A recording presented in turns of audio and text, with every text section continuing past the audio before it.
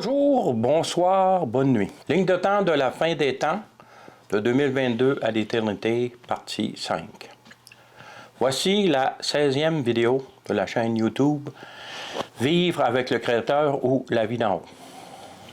Comme toujours, les passages de la Bible sont tirés de la version Louis II 1910. Dans la vidéo 15, nous avons abordé la guerre en Ukraine et les chapitres 38 et 39 d'Ézéchiel au regard de la situation actuelle de l'humanité en 2022. Nous avons aussi scénarisé un déroulement possible des événements que ces deux chapitres relatent. Aujourd'hui, comme promis, nous situerons dans le temps la naissance de Jésus, le Christ, le Messie.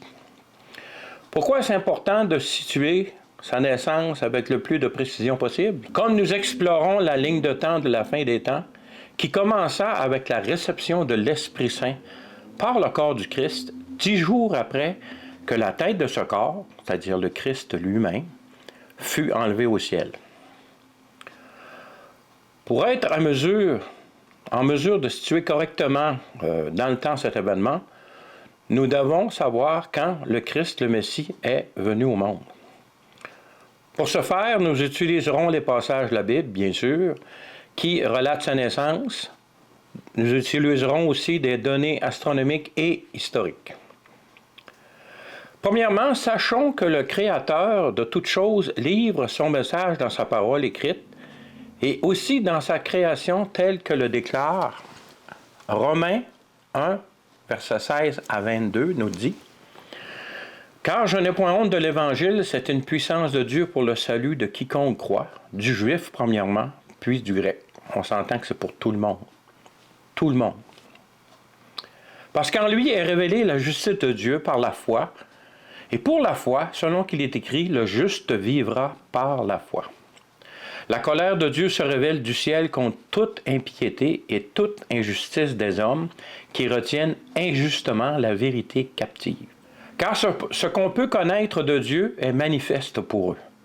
Dieu leur ayant fait connaître, en effet, les perfections invisibles de Dieu, sa puissance éternelle, sa divinité, se voit comme à l'œil depuis la création du monde quand on les considère dans ses ouvrages.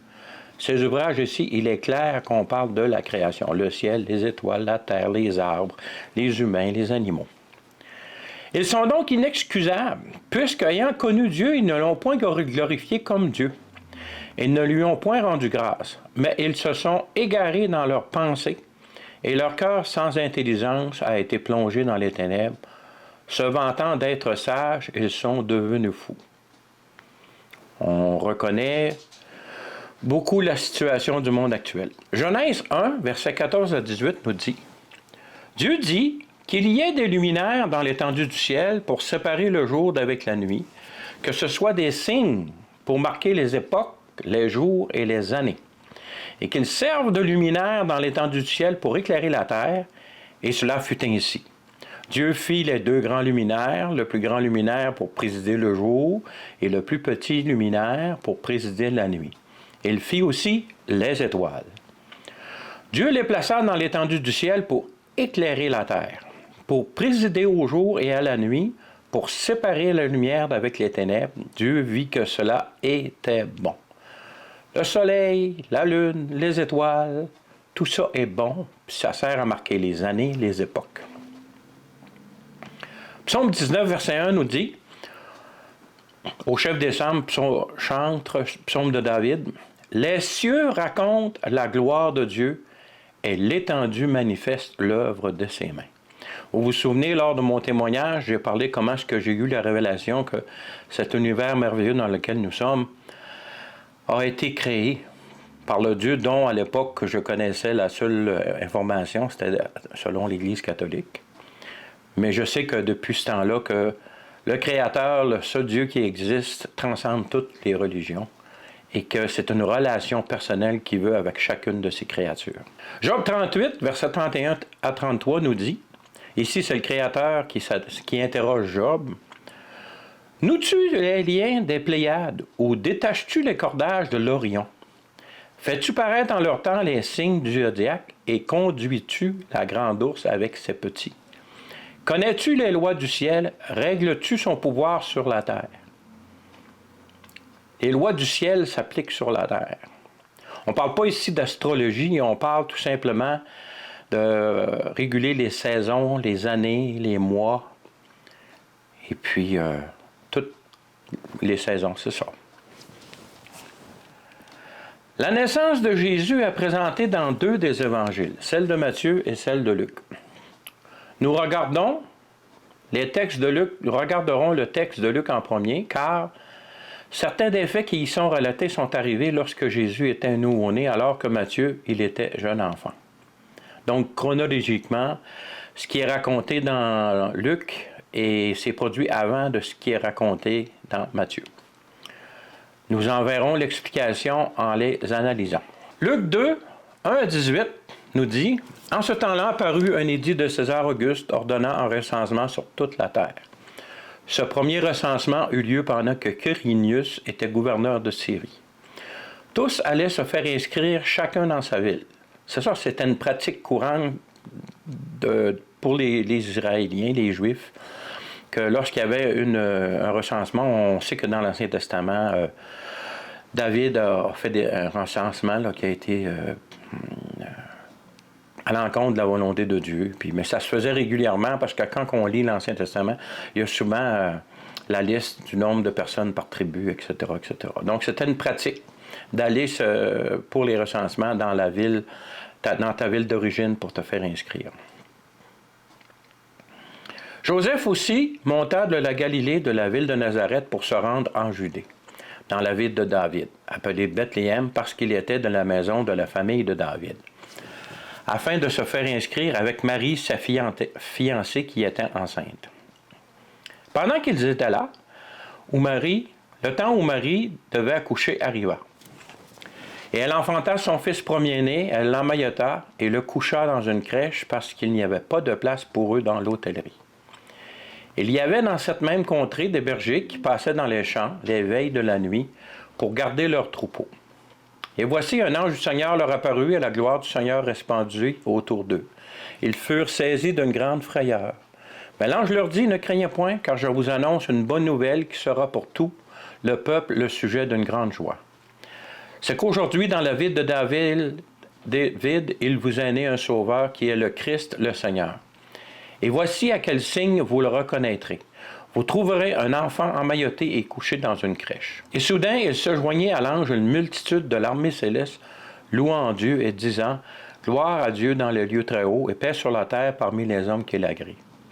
Lorsque les anges les eurent quittés pour retourner au ciel, les bergers se disent les uns aux autres, allons jusqu'à Bethléem et voyons ce qui est arrivé, ce que le Seigneur nous a fait connaître. Ils y allèrent en hâte, ils trouvèrent Marie et Joseph et le petit enfant couché dans la crèche. Après l'avoir vu, ils racontèrent ce qu'il avait été dit au sujet de ce petit enfant. Tous ceux qui les entendirent furent dans l'étonnement de ce que leur disaient les bergers. Quel merveilleux événement! Pensez-vous que le père de cet enfant, qui est le Créateur, ne fait rien de spécial pour le célébrer correctement? Le Créateur, dans son amour et dans le contrôle complet de sa création, qui, rappelons-le, existe et reste en existence que par sa puissance qu'il renouvelle chaque matin, a sûrement prévu plein de choses dans celle-ci pour le signaler, tout en respectant la liberté de choix de ses créatures. Ce que je veux dire, c'est que selon ce que dit Romains 1, 17, il est dit « Parce qu'en lui est révélée la justice de Dieu par la foi et pour la foi, selon qu'il est écrit, le juste vivra par la foi. » Comme c'est par la foi que le juste vivra, cela implique que tout ce que le Créateur fait ne doit pas être fait de façon à ce que la foi ne soit pas requise pour y voir l'action divine. La foi est accessible à tous, sans égard à ta situation sociale, intellectuelle, émotionnelle, physique. La foi est accessible à tous, à tout ce qui respire. Le texte de Matthieu nous dit, Matthieu chapitre 2, versets 1 à 23, « Jésus étant né à Bethléem en Judée au temps du roi Hérode, voici des mages d'Orient arrivèrent à Jérusalem et dirent, « Où est le roi des Juifs qui vient de naître? car nous avons vu son étoile en Orient, et nous sommes venus pour l'adorer. Le roi Hérode, ayant appris cela, fut troublé et tout Jérusalem avec lui. Il assembla tous les principaux sacrificateurs et les scribes du peuple, et s'informa auprès d'eux où devait naître le Christ. Ils lui dirent, à Bethléem en Judée, car voici ce qui est écrit par le prophète. Et toi, Bethléem, terre de Juda, tu es certes pas la moindre entre les principales villes de Juda, car de toi sortira un chef qui paîtra Israël, son peuple. Alors Hérode fit appeler en secret les mages et s'enquit soigneusement auprès d'eux depuis combien de temps l'étoile brillait. Puis il les envoya à Bethléem en disant, « Allez et prenez des informations exactes sur le petit enfant.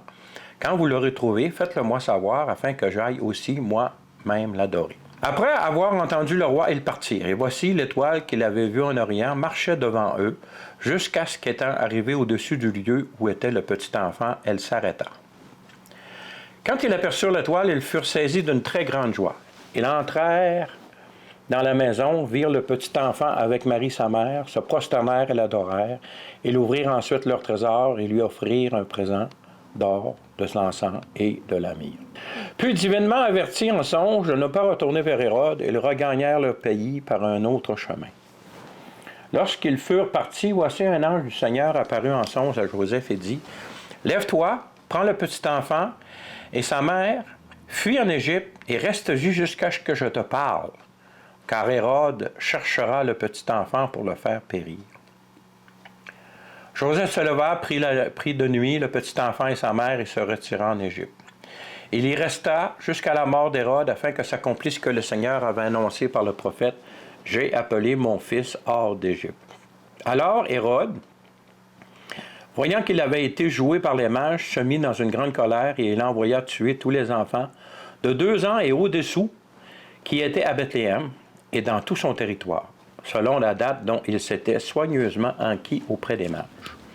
Alors s'accomplit ce qui avait été annoncé par Jérémie le prophète. On a entendu des cris à Rama, des pleurs et de grandes lamentations.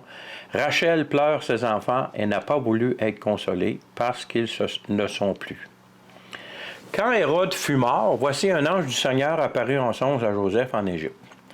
Il dit, « Lève-toi, prends le petit enfant et sa mère et va dans le pays d'Israël, car ceux qui en voulaient à la vie du petit enfant sont morts. » Joseph se leva, prit le petit enfant et sa mère et alla dans le pays d'Israël.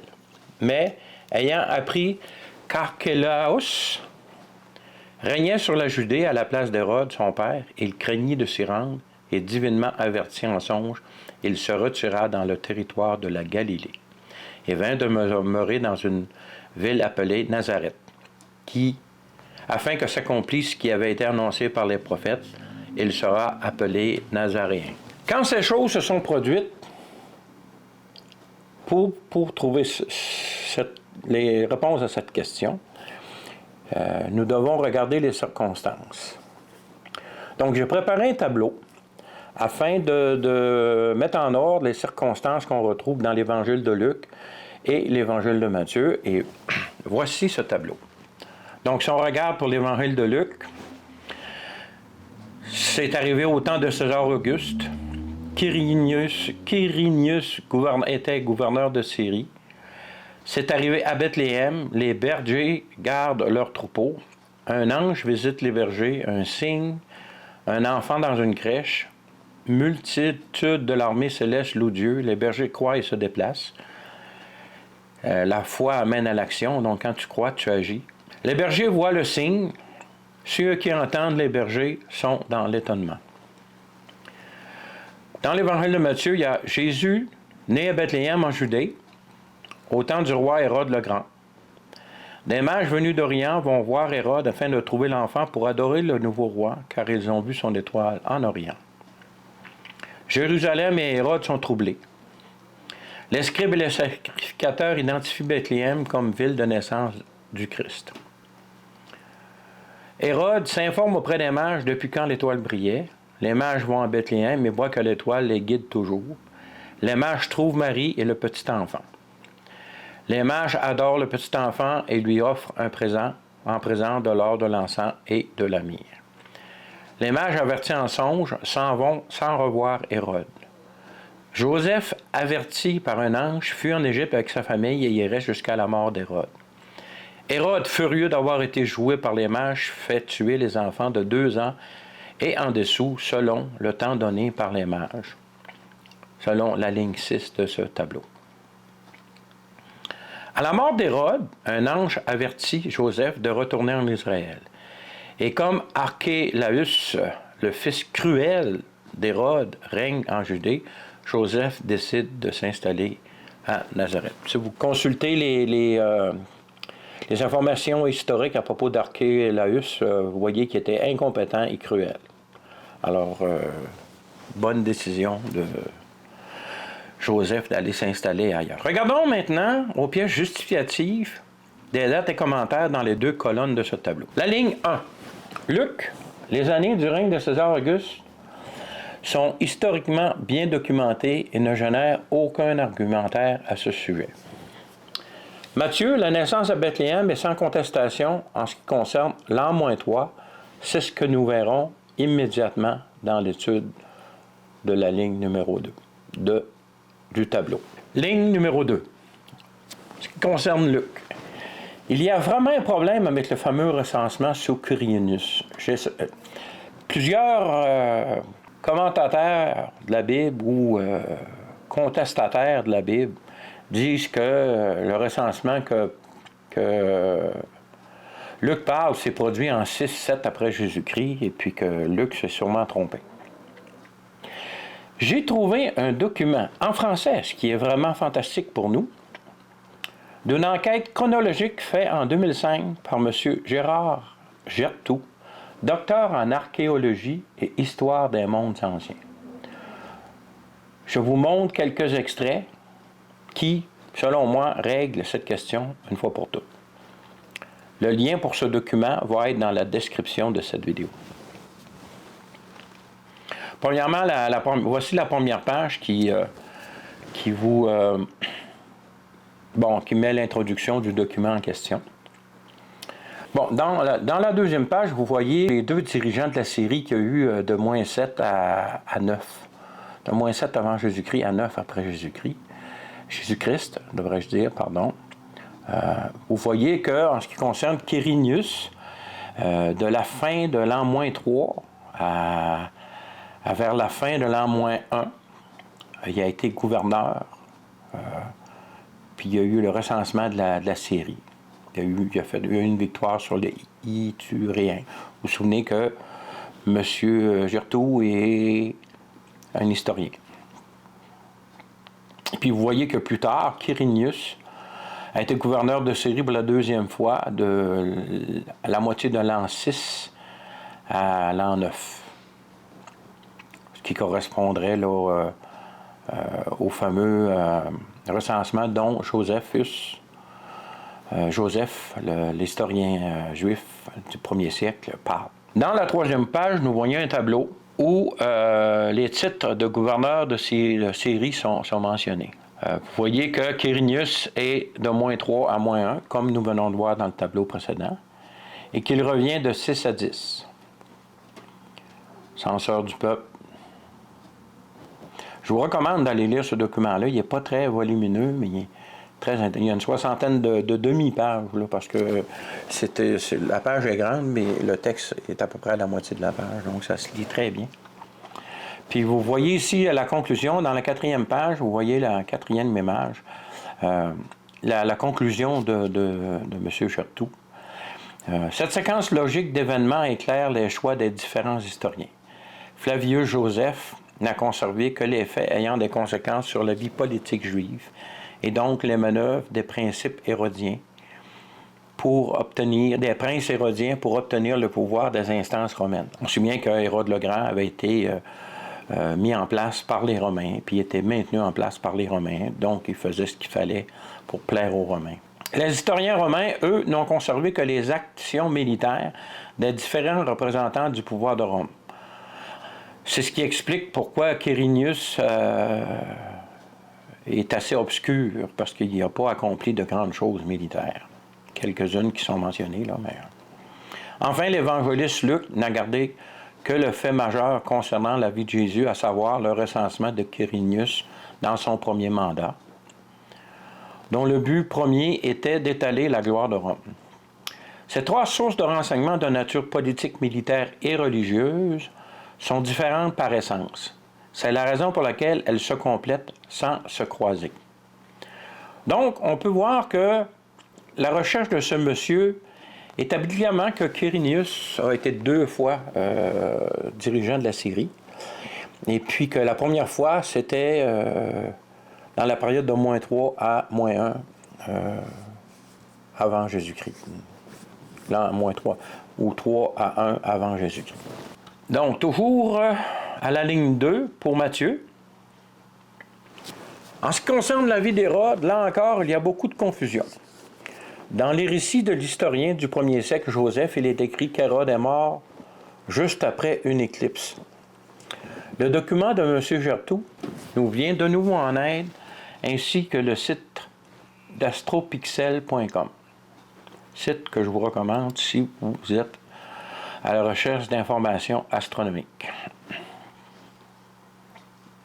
Donc, dans le tableau de M. Gertout, ici, on peut voir que l'éclipse est mentionnée à la ligne 4, quatrième ligne environ, puis elle est datée du 10 janvier -1. Et que la mort d'Hérode serait le 26 janvier -1. Donc, c'est vraiment très proche. 16 jours de différence. Bon, il y a d'autres informations, ça nous regarde moins, mais c'est intéressant à voir. Si on regarde maintenant AstroPixel, j'ai sorti l'information en ce qui concerne les phases de la Lune de -99 à 0. Notez que les logiciels astronomiques ont une année 0 et non les datations historiques bibliques. C'est pour ça que quand on regarde un document astronomique, ce qu'eux appellent l'année 0, dans l'histoire et bibliquement parlant, l'année 0 astronomique est l'année -1, l'année 1 après Jésus-Christ. Alors que l'année 1 est l'année 2, -2 après Jésus-Christ, ou 2 après Jésus-Christ. Et l'année 2 est l'année 2 astronomique et l'année 3 avant Jésus-Christ, ou l'année -3. C'est ce qu'on va voir dans les données. Ici, sur la page, là, si vous regardez la deuxième page, on constate qu'il y a eu des éclipses. C'est ce que nous donne la première page. Si vous regardez l'encadré, là, l'éclipse de soleil, c'est un grand T quand elle est totale, puis P quand elle est partielle, mais c'est des P majuscules. Ce qui concerne le soleil, c'est T-A HP, mais c'est majuscule, alors que pour la Lune, c'est TPN en minuscule. Donc, en ce qui concerne la Lune, on regarde qu'il y a eu 2 éclipses totales en -5. Donc, c'est l'année 4, -4 pour les astronomes, mais -5 pour historiquement parlant. D'où que pendant plusieurs années, les commentateurs bibliques ont cru que Hérode était mort en -5, donc il fallait que Jésus soit venu au monde à -6 ou avant. Mais si on continue dans le document d'AstroPixel, on peut voir qu'il y a eu aussi 2 éclipses en -1, donc en 0 année astronomique. Le 9 janvier de l'an -3, -1, excusez, ou le 5 juillet.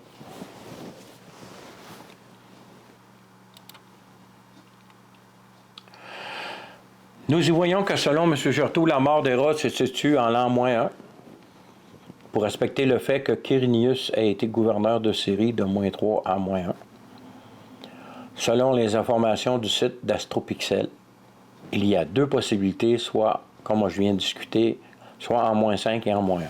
Comme la recherche de M. Gertout lui donne la date du 10 janvier -1 pour l'éclipse précédant la mort d'Hérode et que le site d'AstroPixel nous donne celle du 9 janvier -1, nous pouvons éliminer l'an -5 qui ne respecte pas la gouvernance de Quirinius comme étant l'année de la mort d'Hérode. La différence de la date entre le 10 et le 9 janvier -1 est facilement attribuable aux fuseaux horaires différents d'où ces informations ont probablement été tirées. Donc, il n'y a pas d'incompatibilité ici, là. Au contraire, c'est sûrement cette éclipse-là. Donc, c'est clair que Hérode est né, pas né, mais est décédé en -1. Ce qui met la naissance de Jésus avant. Quelques années avant. Comme nous allons voir, l'année -3 est probablement celle où Jésus est venu au monde. À la ligne 3 de notre tableau, nous regardons et nous voyons Luc, Bethléem. Donc, Bethléem, c'est sans contestation. Hein?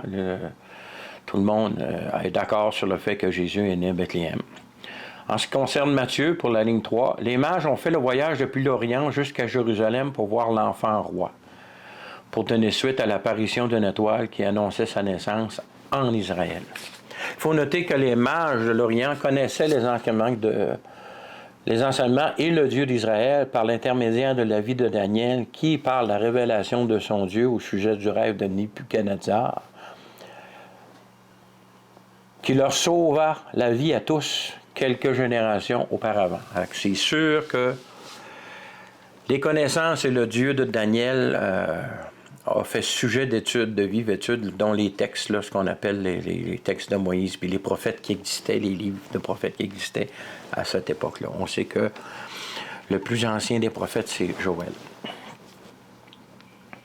En ce qui concerne la ligne 4, pour Luc, les bergers gardent leurs troupeaux dans les pâturages. Sur le document du site Climat et Voyage, un site touristique actuel, la saison sèche en Israël, dans la région de Jérusalem, où les troupeaux peuvent être en pâturage, se situe facilement de mai à septembre inclusivement. Lors de leur visite, Jésus est un nouveau-né, soit du jour ou même, ou plus tard de la veille. Si on regarde les informations, on voit que la saison des pluies commence à la fin octobre, puis se termine au début mai. Ce qui fait que les bergers peuvent être dans les pâturages de mai à la fin de septembre facilement, là, sans problème. J'ai souvent entendu des enseignements qui disaient que Jésus était né au printemps parce que la saison des pâturages, c'est au printemps. Mais on voit ici avec ces informations actuelles, touristiques, que la saison des pâturages, c'est la saison sec. Donc, c'est avant les pluies. Donc, ça peut être tout l'été. Puis, vous comme moi, connaissant la nature humaine, on sait très bien que dans tout commerce, il y a l'utilisation au maximum des ressources pour maximiser les profits. Alors, il est certain que les bergers, comme tout autre entrepreneur, utilisaient les pâturages à leur maximum, surtout que ça consistait de se déplacer constamment pour que les brebis aient de la nourriture fraîche et puis pour ne pas épuiser le sol aussi, ne pas épuiser la... En ce qui concerne Matthieu, ce qui est mentionné dans la ligne 4, aucun Israélite n'a vu l'étoile dont parlent les mages. C'est normal, car l'astrologie est interdite par la loi de Moïse, alors que pour les mages, cela est une de leurs pratiques courantes. Même ça faisait partie de leur travail. Remarquez que même pendant la visite des mages, ceux-ci voient l'étoile qui n'est toujours pas une évidence pour Hérode et Jérusalem. On voit la différence entre les deux cultures ici. Une vraiment axée. La seule chose que les Israélites regardaient dans le ciel, c'était vraiment les phases de la lune, afin de savoir quel était le premier jour du mois, là. Mais pour le reste, ils ne touchaient pas à ça. Qu'est-ce que les mages ont bien pu voir de chez eux? Voici ce que le ciel montrait aux mages en l'an -3, le 12 août. Vénus et Jupiter sont en conjonction dans la constellation du Lion. Remarquez que Vénus, c'est la femme. Jupiter, c'est le roi, c'est la plus grosse planète visible à l'œil nu. On sait qu'à cette époque-là, les télescopes n'existaient pas. Et puis, les planètes étaient appelées étoiles qui bougeaient. C'est pour ça qu'ils appellent le mot planète veut dire ça, étoile qui bouge, dans le fond. Puis on sait que, parce que maintenant, toutes ces choses-là, ce qui n'était pas connu à l'époque, c'est que les planètes dans le ciel, ils font des boucles. Ils viennent, ils avancent, ils reculent, ils reviennent, ils avancent, ils reculent. Parce que les planètes, soit qui sont entre la Terre et le Soleil, en ce qu'on a Vénus et Mercure, ou ils sont le bord de la Terre, Mars, Jupiter, Saturne. Mars, Saturne, Jupiter. Puis la Terre tourne autour du Soleil, donc ça fait que le déplacement relatif l'un à l'autre fait que ces planètes-là font des boucles dans le ciel. À un moment donné, ils arrêtent, puis ils repartent dans l'autre direction. Ils arrêtent, puis là, ils repartent dans l'autre direction. Comprenez-vous ce que je veux dire? Mais il y a des conjonctions aussi. Ici, vous avez la conjonction de Vénus et de Jupiter. Le 14 septembre de la même année, donc -3 ou 3 BC, Jupiter s'arrête près de Régulus du Lion et repart en arrière. Donc, il y a un arrêt de la planète Jupiter. Il y a une conjonction où la planète Jupiter arrête tout près de l'étoile appelée Régulus dans la constellation du Lion. On peut faire le lion de David. Souvenez-vous que les mages connaissaient les écrits hébraïques suite à ce que David a fait. Pas David, Daniel a fait. Ce que Daniel a fait, il leur a sauvé la vie, et puis même il est devenu chef des mages à son époque. Donc, c'est sûr et certain que les mages de Babylone connaissaient les enseignements bibliques des Juifs, des Israélites. Donc, ils connaissaient les signes, puis Lion de Juda et ces choses-là. Puis Régulus, ça vient du grec, puis ça veut dire roi aussi. Donc, la planète roi qui rencontre l'étoile roi dans la constellation du Lion, le lien a été fait.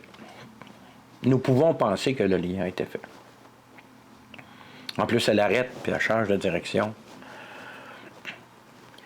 Notez que les images provenant du logiciel d'astronomie Stellarium, que je vous conseille, que je vous recommande si jamais vous voulez explorer les ciels étoilés, c'est vraiment un très bon logiciel que j'ai, puis c'est gratuit en plus.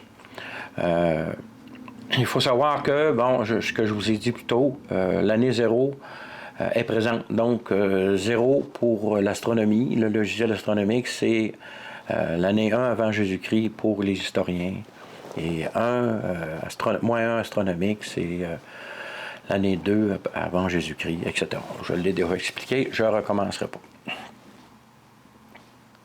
Il y a aussi un article que j'ai trouvé, un article du magazine Discovers, c'est en anglais, publié le 28 janvier 2016. Dans cet article, il y est dit que les Babyloniens, à l'époque, étaient très en avance sur l'astronomie.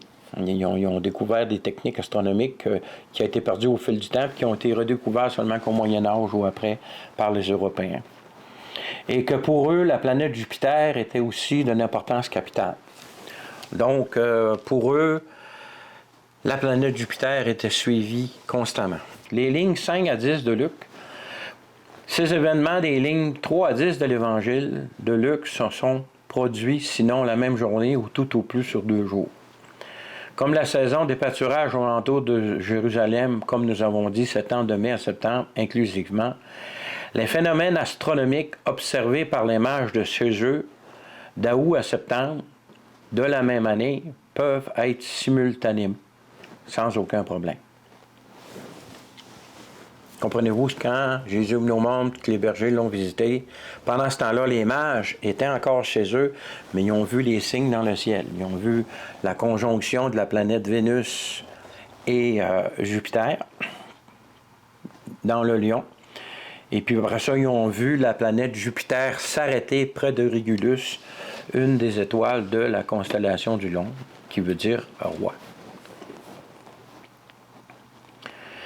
Les lignes 5 à 6 de Matthieu, les événements de ces lignes se sont facilement produits sur quelques jours. On peut regarder le tableau ici, 5 à 6. Les scribes identifient Bethléem comme la ville de naissance, et puis Hérode s'informe auprès des mages depuis quand l'étoile brillait. Ça, on comprend que c'est des mages. Ils sont sûrement pas venus seuls. Il y avait une caravane avec eux autres pour que Hérode et Jérusalem soient troublés.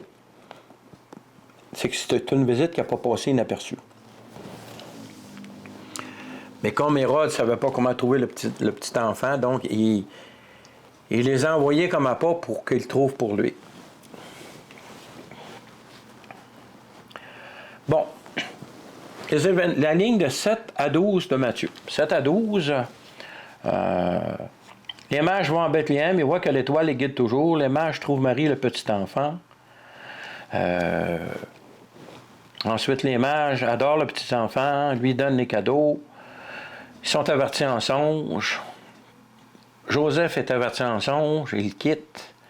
Puis Hérode, furieux, fait tuer les enfants de moins de 2 ans.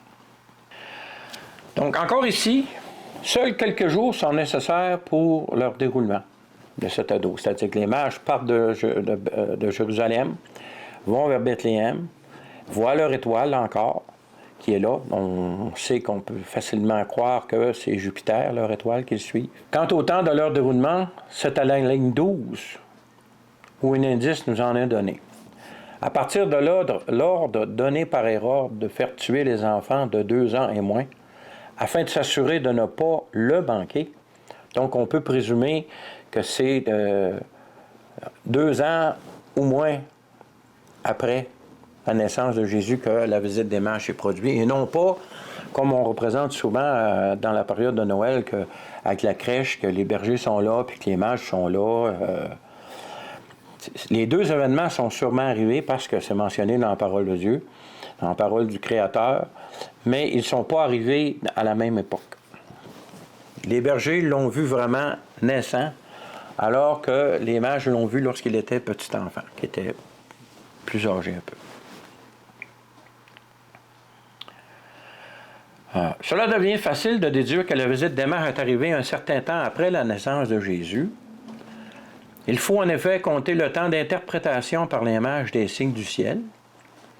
Plus, il faut y additionner le temps de leur voyage de l'Orient à Jérusalem.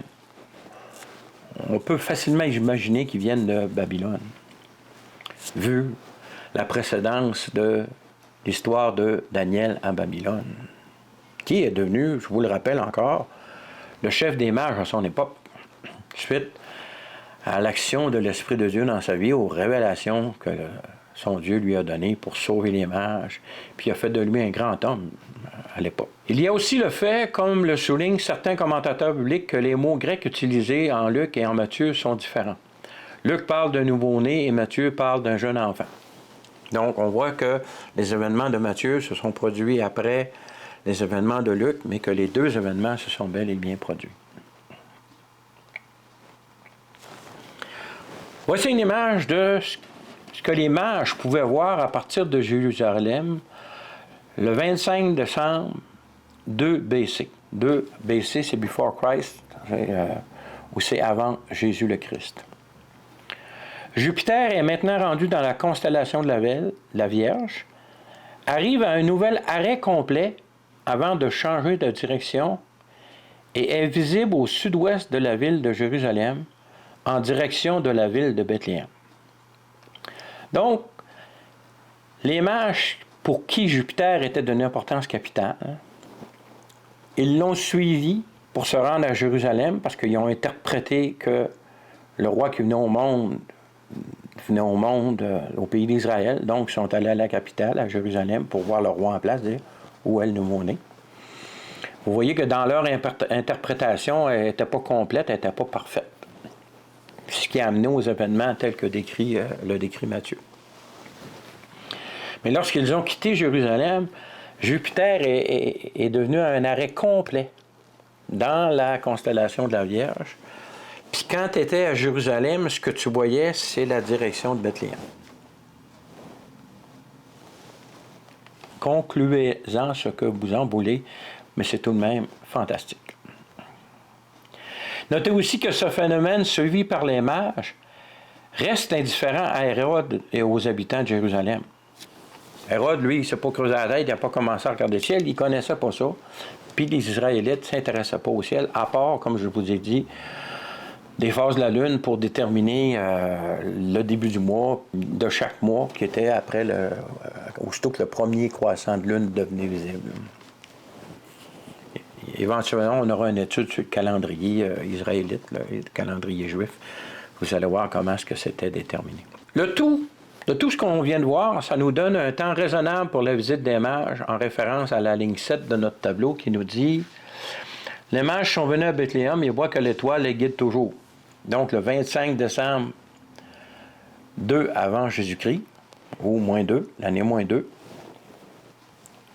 on se souvient que la conjonction qu'ils l'ont vue entre Vénus et Jupiter était en août, moins 3, et que Régulus et Jupiter, c'était, on a dit, le 14 septembre.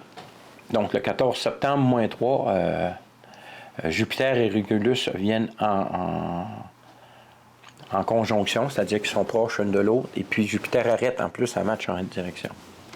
Donc, du mois d'août,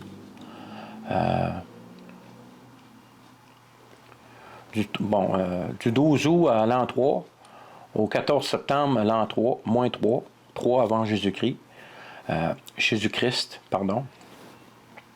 on voit que Jupiter part d'une conjonction avec Vénus, s'en va vers Régulus, s'arrête.